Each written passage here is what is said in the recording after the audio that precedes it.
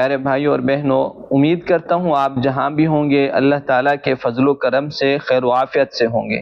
میں دعا گو ہوں آپ تمام کے لیے، اور بالخصوص جو ہمیں کمنٹس میں دعا کے لیے خاص کہتے ہیں، نام لکھتے ہیں، آپ نے آمین کہنا ہے۔ یا اللہ، آپ سب کے نام جاننے والے ہیں، ان تمام کی ہر جائز حاجت کو پورا فرما، پریشانیوں کو دور فرما، ان میں سے جن کی اولاد نہیں ہے انہیں نیک صالح اولاد عطا فرما، جن کے رشتے میں رکاوٹیں ہیں سب کو ختم فرما، آمین۔ پیارے دوستو، آج کا وظیفہ قرآنی وظیفہ ہے اور بہت ہی آسان وظیفہ ہے، اور اس کے اتنے فضائل ہیں، اتنی برکتیں ہیں، اس کا اتنا ثواب ہے کہ آپ سوچ بھی نہیں سکتے۔ حضرت امام محمد ابن سیرین رحمۃ اللہ علیہ، جو کہ کسی تعارف کے محتاج نہیں، ائمہ معبرین میں سے بھی ہیں، آپ کے تقوی پرہیزگاری کا یہ عالم تھا کہ جب اذان کی آواز سنتے تو تھر تھر کانپنا شروع کر دیتے، اور جب کہیں بیٹھے ہوئے ہوتے اور موت کا تذکرہ ہوتا تو چہرہ پیلا پڑ جاتا، زرد پڑ جاتا، اور ایک دم خوف میں آ جاتے۔ اتنے متقی پرہیزگار، اللہ کے خوف کا یہ عالم تھا۔ ان کی بارگاہ میں اکثر لوگ آتے رہتے اور سوالات کیا کرتے اور خوابوں کی تعبیر پوچھا کرتے، کیونکہ یہ تعبیر بتانے کے بہت بڑے امام تھے۔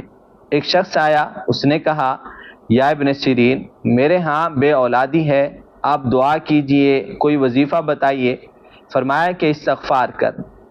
دوستو، یہ لفظ استغفار نہیں ہوتا بلکہ استغفار زیر کے ساتھ ہوتا ہے۔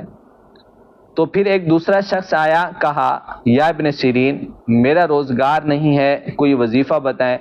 فرمایا کہ استغفار کر۔ ایک تیسرا آدمی آیا اور کہا، یا ابن سیرین، میرے یہاں بے برکتی ہے، آپ ایسا وظیفہ بتائیں کہ برکت آ جائے۔ فرمایا کہ استغفار کر۔ کوئی آیا کہ گھر میں سکون نہیں، لڑائیاں ہیں، ناچاکیاں ہیں۔ فرمایا کہ استغفار کر۔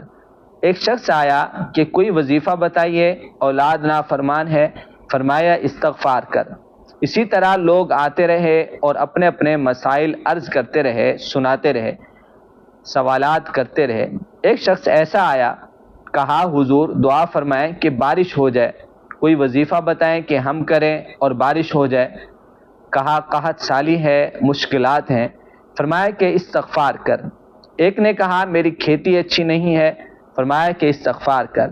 تو پیارے دوستو، جو خاص لوگ وہاں پر اس مجلس میں بیٹھے ہوئے تھے، انہوں نے بعد میں کہا کہ حضور کیا بات ہے، جو شخص بھی آیا اس نے اپنا اپنا ایک مسئلہ پیش کیا، اور آپ نے سب کو ایک ہی وظیفہ فرمایا کہ استغفار کر۔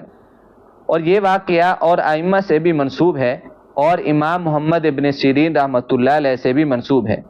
تو فرمایا کہ میں نہیں کہتا، میرا رب قرآن میں کہتا ہے، پارہ نمبر 29، سورت نوح، آیت نمبر 10، بسم اللہ الرحمن الرحیم، فَقُلْتُ اسْتَغْفِرُوا رَبَّكُمْ إِنَّهُ كَانَ غَفَّارًا، جس کا ترجمہ یہ ہے کہ میں نے کہا اپنے رب سے معافی مانگو۔ اچھا، ایک بندہ ایسا بھی آیا تھا، کہا، حضور بڑا گناہ گار ہوں، دعا کریں اللہ معاف کر دے۔ پیارے ناظرین، کتنا بڑا وظیفہ ہے، کتنا پرتاثیر عمل ہے۔ فَقُلْتُ اسْتَغْفِرُوا رَبَّكُمْ إِنَّهُ كَانَ غَفَّارًا، میں نے کہا معافی مانگو اپنے رب سے، بے شک وہ بڑا معاف فرمانے والا ہے۔ جب بندہ رب سے معافی مانگے گا تو اللہ معاف فرما دے گا۔ یرسل السماء علیکم مدرارا، سورت نوح، آیت نمبر 11، تم پر موسلا دھار بارشیں برسائے گا۔ نمبر 3، سورت نوح، آیت نمبر 12، وَيُمْدِدُكُمْ بِأَمْوَالٍ، تمہارے مالوں میں اضافہ فرمائے گا۔ اور آگے فرمایا، وَبَنِينَ، تمہارے اولادوں میں اضافہ فرمائے گا۔ دوستو، اب آپ توجہ کریں کہ کتنے ہو گئے۔ نمبر 1، گناہ کا معاف ہونا۔ نمبر 2، بارشیں برسنا۔ نمبر 3، مالوں میں اضافہ۔ نمبر 4، اولاد میں اضافہ۔ نمبر 5، وَيَجْعَلْ لَكُمْ جَنَّاتٍ، اور تمہارے باغات ہرے بھرے فرمائے گا۔ نمبر 6، وَيَجْعَلْ لَكُمْ أَنْهَارًا، اور تمہارے لیے نہریں بنا دے گا۔